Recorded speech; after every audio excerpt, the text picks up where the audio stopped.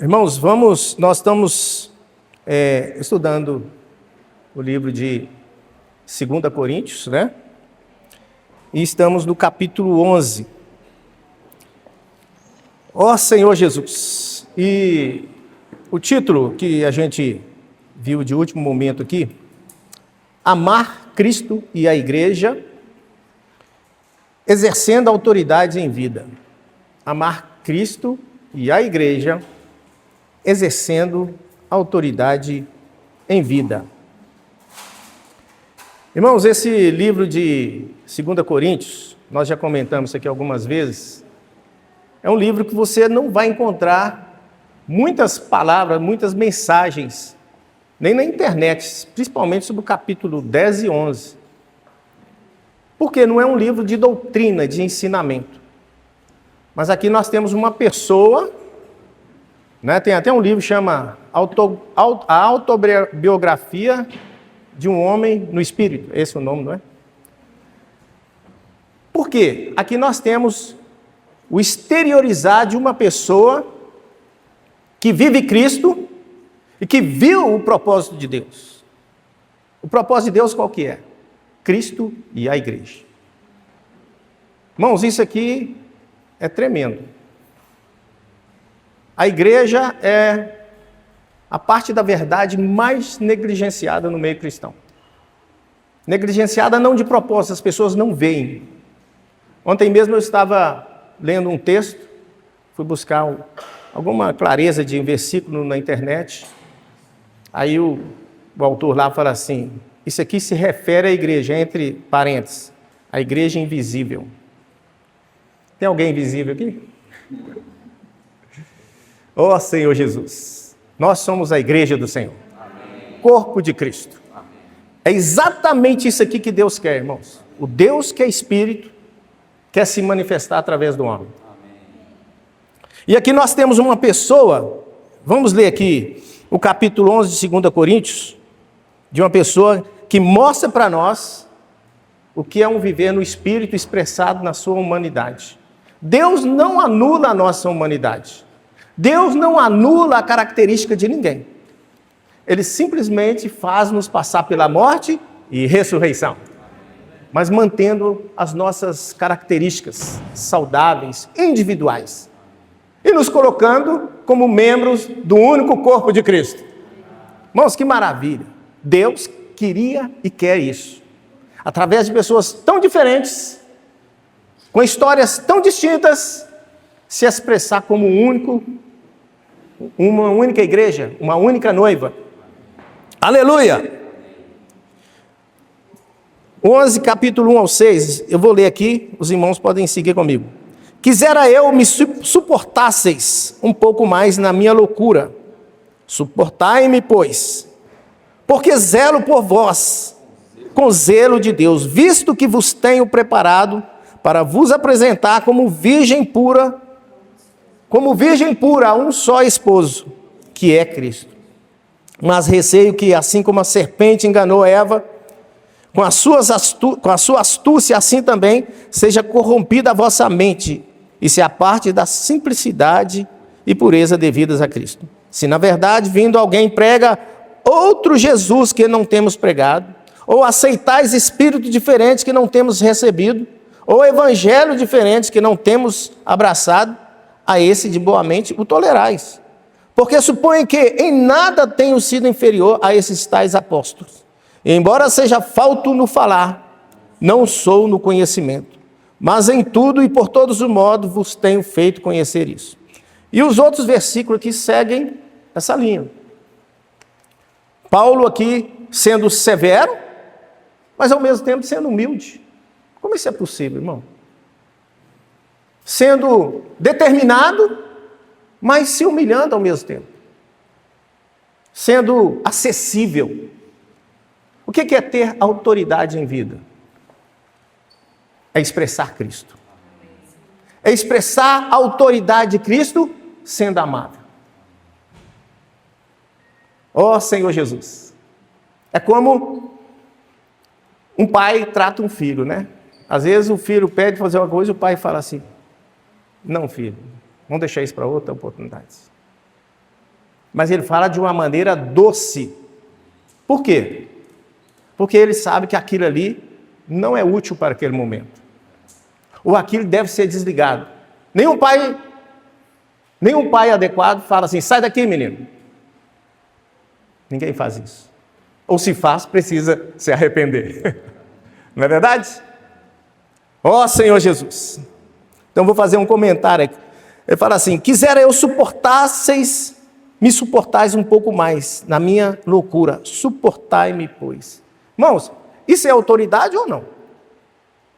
Pedir à igreja em Corinto para suportá-lo na tentativa de ajudá-los. O que estava acontecendo com os coríntios? Paulo foi a pessoa que Deus enviou para gerar aquela igreja. Nós falamos no capítulo 10, 3 pontos cruciais acerca da autoridade apostólica, que é vindicada aqui por Paulo. Nós falamos que o detentor de toda autoridade é só Deus. Isso significa que Paulo não tinha autoridade em si próprio. Nenhum homem nessa terra, nenhuma organização, mesmo que seja do mundo, tem autoridade em si mesmo. O próprio Jesus falou lá para um político lá, né? Nenhuma autoridade teria dado a você se do alto não te fosse concedido. Senhor Jesus. Mas o Senhor é aquele que delegou a autoridade à igreja. Toda a autoridade me foi dada no céu e na terra. Ide. Aleluia! Amém. Vamos ler aqui? Mateus 28. Senhor Jesus. Amém. Mateus 28, 18 fala assim, e aproximando-se, falou-lhes, dizendo, toda autoridade me foi dada no céu e na terra.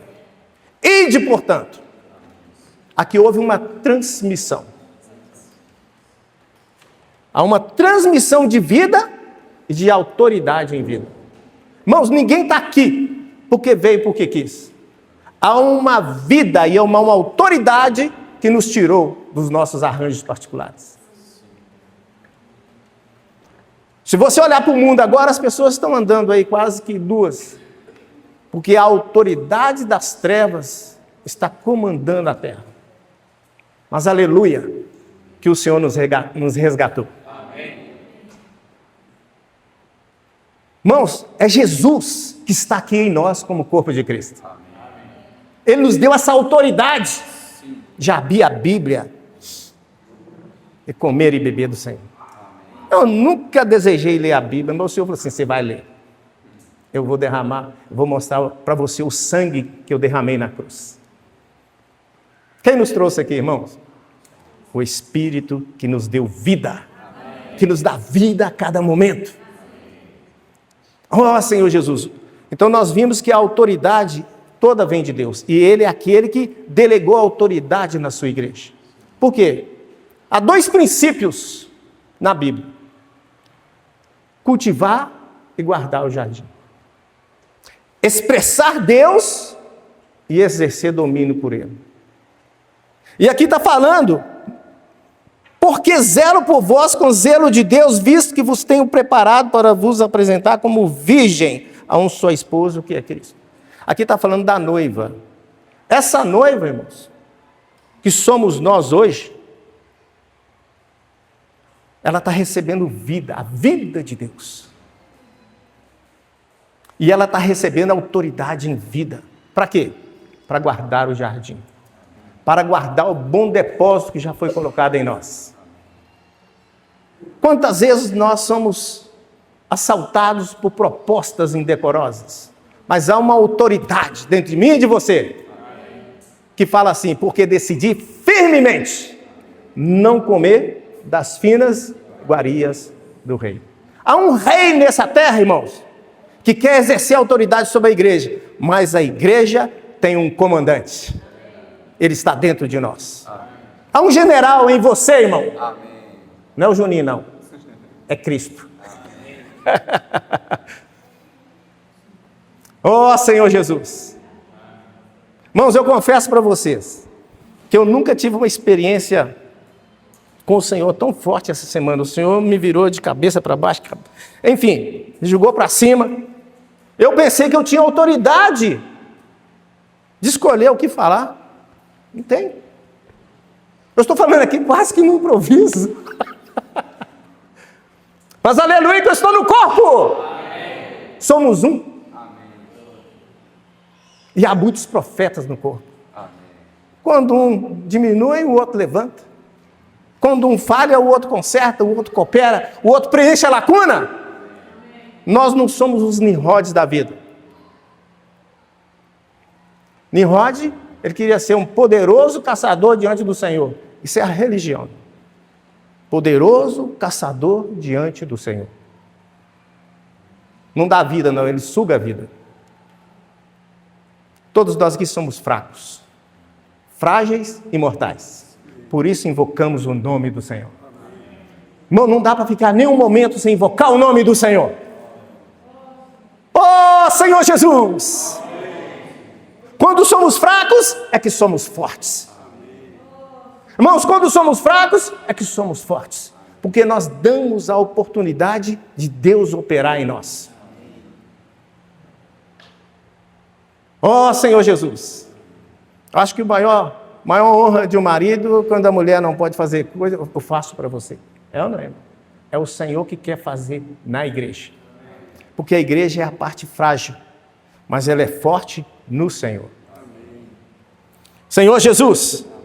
O outro aspecto que nós falamos do capítulo 10 foi que, quando Paulo fala aqui no capítulo 10, que as armas da nossa milícia, porque as armas da nossa milícia não são carnais, sim poderosas em Deus, para destruir fortaleza, anulando sofismas, e toda altivez que se levanta contra o conhecimento de Deus, levando cativo todo o pensamento à obediência de Cristo. Então a gente vê aqui que a autoridade apostólica que está sendo colocada. Mas eu não quero chamar de autoridade apostólica, é a autoridade da vida de Deus. Que foi delegada a mestres, pastores, apóstolos, ao irmão que cuida do serviço de criança, a irmã que cuida das mesas. Cada um tem uma porção dessa autoridade trazida à igreja. E nós temos que aprender a viver nessa ordem de vida. Quando eu chego perto do irmão que está cuidando do serviço de criança, quem é a autoridade lá? São os ministros do serviço de criança. Se tem um irmão na porta ali, se você chega num prédio, quem é a autoridade? É o porteiro. Ninguém dá nada, não dá muito por um porteiro não, né? Mas é ele que impede o ladrão de subir no prédio. Pelo menos essa é a expectativa dos moradores, né? Senhor Jesus. Aleluia. Paulo aqui, irmãos, ele estava vindicando a autoridade dele. Ele fala assim: porque zelo por vós com zelo de Deus, visto que vos tenho preparado para vos apresentar como virgem sua esposa, que é Cristo. Mas eu toquei num ponto aqui, irmãos. Paulo é um homem que estava personificando Deus aqui. Quem é que tinha que estar zelando pela igreja? É o próprio Deus, mas aqui Paulo está falando como se fosse o próprio noivo. Porque zelo por vós com zelo de Deus. Esse zelo aqui significa ciúme. Ele estava com ciúme da igreja em Corinto. O que isso significa, irmãos? Significa, eu vou ler aqui Mateus 1, só para explicar esse ponto aqui. Senhor Jesus. Mateus 1,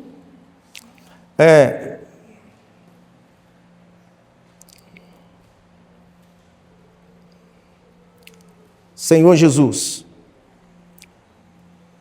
20 fala assim: enquanto ponderava nessas coisas, eis que lhe apareceu em sonhos um anjo do Senhor, dizendo: José, filho de Davi, não temas receber Maria, tua mulher, porque o que nela foi gerado é do Espírito Santo.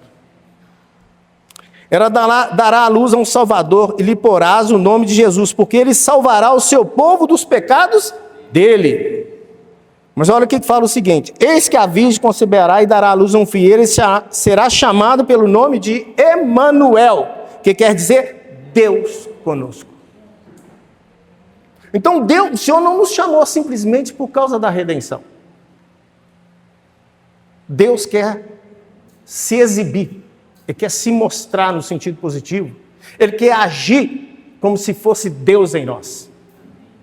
Por isso que lá no capítulo 10, Paulo fala que nós somos embaixadores de Cristo. O que é um embaixador? Aquele que age como se fosse Deus agindo. Isso aí, não sei se os irmãos estão familiarizados com isso, mas acho que todos nós estamos. Isso aí é o pico mais elevado da visão. Deus se fez homem para que o homem se torne Deus em vida e natureza. Irmão, sabe o que eu toco nisso? Mas não na deidade. A proposta de Deus é muito elevada para nós. Muito elevada. Satanás quis tomar o lugar de Deus. Mas ele pensou consigo: Satanás, o que você tensionou tomar o meu lugar. Eu vou dar ao homem pela graça. Não o lugar de Deus. Nós nunca seremos adorados, nós nunca teremos a deidade, e graças a Deus por isso. Que nós estamos satisfeitos com o nosso marido. Mas o que Deus tem preparado para nós é muito grande. A religião nos acostumou a pensar que Deus quer nos dar emprego, que Deus quer nos dar cura, que Deus quer nos dar apenas a salvação. Deus quer nos dar a sua vida e natureza. Cristo é o primogênito dos mortos, o primogênito filho de Deus. Primogênito significa o primeiro de muitos. Deus quer encher a terra de Cristo através da igreja. Por isso, está vendo como é que pesa a nossa responsabilidade, irmãos? Não podemos andar de qualquer maneira. Senhor Jesus. Então, Paulo aqui, irmãos, ele está personificando Deus. Ele está incorporando Deus. É como se Deus estivesse falando para os coríntios: Corinto, vocês são a minha noiva. A minha noiva querida. Eu não estou gostando desse falar que não sai da minha boca, que está entrando no meio de vós. Como é que Deus está nos enchendo, irmãos? Para nós sermos Deus em vida e natureza, mas não tomando o lugar de Deus. Dispensando, falando Ele próprio para dentro de nós. Aleluia! Senhor Jesus, eu mesmo sou um milagre disso aqui, irmãos. Eu não preparei nada do que eu estou falando. Mas é Deus que opera em nós. Então o que eu quero dizer com isso, irmãos? Que não depende da nossa habilidade, do nosso conhecimento, mas depende da misericórdia de Deus. Está trabalhando em cada um de nós. Mesmo quando você está sentindo mais fraco dos homens, Deus, pela misericórdia, está te usando. Um dia desse, uma irmã me colocou no telefone, e numa situação dramática lá, e ela me falou: está acontecendo isso. Eu, naquela situação, falei algo que eu achei que foi tolice. Depois a irmã manda uma mensagem agradecendo que Deus falou com ela poderosamente. Irmãos, esse é o agir de Deus na nossa vida. Mesmo com toda a nossa dificuldade, mesmo com as nossas limitações. Senhor Jesus. Então, o que é autoridade em vida?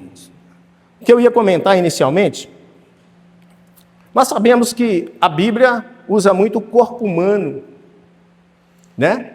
Para expressar o organismo de Deus, para expressar o trabalho de Deus na igreja. Porque o corpo humano, ainda com suas limitações devido à queda, é algo muito perfeito, né, irmãos? É algo muito perfeito. E tem dois sistemas em nós que ele ilustra bem esse trabalhar da vida e da autoridade em vida. O sistema circulatório, que leva o sangue, todo o nosso corpo, ele visa nos suprir com todas as nossas necessidades de suprimento, de proteínas, de vitaminas, de oxigênio, né? Mas nós temos também o encabeçamento de Cristo, que pode ser comparado com o sistema nervoso central e periférico, né? Nós precisamos dessa linha de vida e da linha da autoridade. Através da linha da autoridade, a cabeça dá ordem para todos os membros. Se nós negligenciarmos a vida, não comermos, não cuidar do nosso corpo, nós morremos. Mas se você seccionar o seu braço, ou sofrer um acidente, quebrar sua coluna, você pode receber suprimento de vida, mas perde a funcionalidade do corpo. Isso mostra que a vida e o domínio, a vida e a autoridade em vida é necessário na igreja para que haja ordem e decência. Então, o que o Senhor está querendo mostrar aos coríntios e mostrar a nós? Precisamos de Cristo como vida, mas precisamos de Cristo como cabeça. E como que esse encabeçamento funciona? Conhecendo os nossos limites. Onde que muitos filhos de Deus perderam função na igreja? Porque acharam que eles eram sem limites. Irmão, não quero você mais não, eu dou conta. Juninho, obrigado. Eu aprendi violão também. Então eu sou melhor que você. É isso que acontece. A soberba entra e a serpente juntamente. Nós somos totalmente dependentes uns dos outros. Porque nós temos um cabeça que está dentro de todos os irmãos.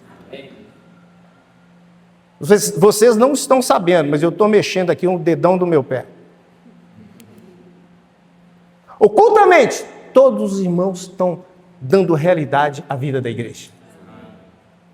Senhor Jesus. Então eu vi aqui nessa porção, irmãos, de Coríntios 11, Paulo personificando o próprio Deus. Olha, tu te prostituíste com muitos amantes, mas volta para mim. Não fica ouvindo os judaizantes, não. Não fica ouvindo tanta religiosidade, não. Eu já tirei vocês de Babilônia. Sai dela, povo meu. Muitos irmãos ficam por aí, eu quero ouvir uma coisa diferente.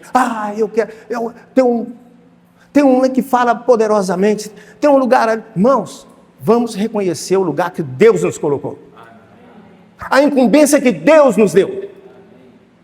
Não vamos deixar a coceira no ouvido, o falar da serpente. É assim que Deus diz? Será que não tem lugar melhor? Irmãos, todos nós saímos de uma situação bem severa. É ou não é? Quando o povo de Israel saiu do Egito, o Senhor teve que fazê-los perder toda aquela cultura, passá-los pelo deserto. A sensação de perda ali para eles foi grande.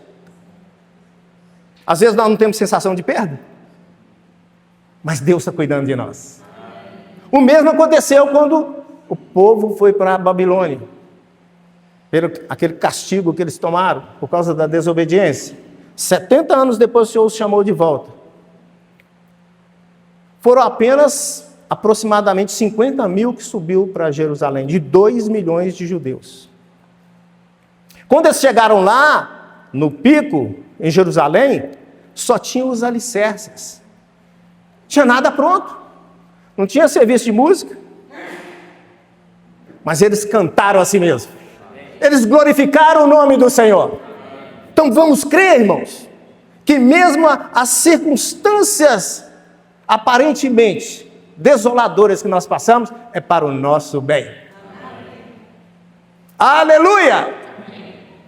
Então, irmãos, eu vi aqui, em 2 Coríntios, Deus estabelecendo esse serviço, trazendo esse dispensar de vida e de ordem no meio da igreja. Sempre o povo de Israel passou por desolações. É a maneira de Deus trabalhar em nós. Individualmente, às vezes não ocorre coisa que nós não queremos. Um perde o emprego, um querido adoece. Esse é o momento que nós mais nos reclinamos ao Senhor. Senhor, sem ti nada posso fazer. Amém? Amém. Mas receio que, assim como a serpente enganou Eva com a sua astúcia, assim também seja corrompida a vossa mente e se aparte da simplicidade e pureza devidas a Cristo.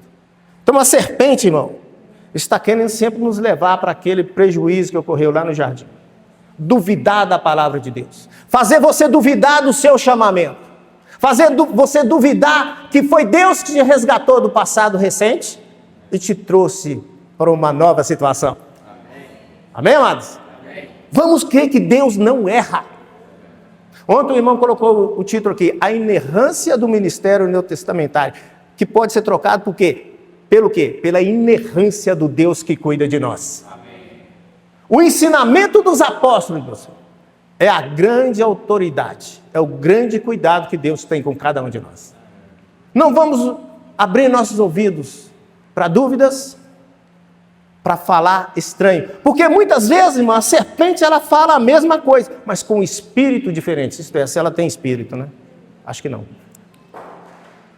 O evangelho pode ser parecido, as palavras podem ser parecidas, mas você e eu precisamos de discernimento. Eu posso falar para você uma verdade, mas com a intenção de te jogar no buraco. Chama sofisma. É ou não é, irmãos? Vamos crer no Senhor? Amém. Vamos crer no cuidado protetor de Deus? Amém. Vamos crer no cuidado arranjador de Deus? Eu creio, irmão, piamente, que nós estamos na realidade da igreja nesta cidade. Amém. Eu creio no chamamento de Deus para cada um de nós. Eu vi de uma situação diferente. Vocês vieram de uma situação semelhante. Mas todos nós fugindo de algo que nos entristeceu. Mas eu tenho certeza que Deus me ama. Amém. Eu tenho certeza que Deus ama cada um de nós. Amém. Aleluia! Se na verdade vindo alguém prega outro Jesus que não temos pregado, ou se aceitais espíritos diferentes que não tendes recebido, ou evangelhos diferentes que não tendes abraçado, a esse de boamente tolerais. Senhor Jesus, aqui Paulo quase que se humilha. Ele está vindicando a sua autoridade apostólica, mas aqui ele está também se humilhando. Então que homem é esse? É uma pessoa que sabe ser franca, transparente, acessível, humilde, audacioso, um homem Deus. Aleluia! Eu estou desfrutando, irmãos. Apesar das limitações, como canal para falar, Deus está em cada um de nós. Amém. Mesmo quando você vem aqui compartilhar ou no grupo, creia que Deus está falando através de você. Amém. Vamos dar vazão ao Espírito em cada um de nós. Amém. E ele fala assim, e embora seja falto no falar, no 6.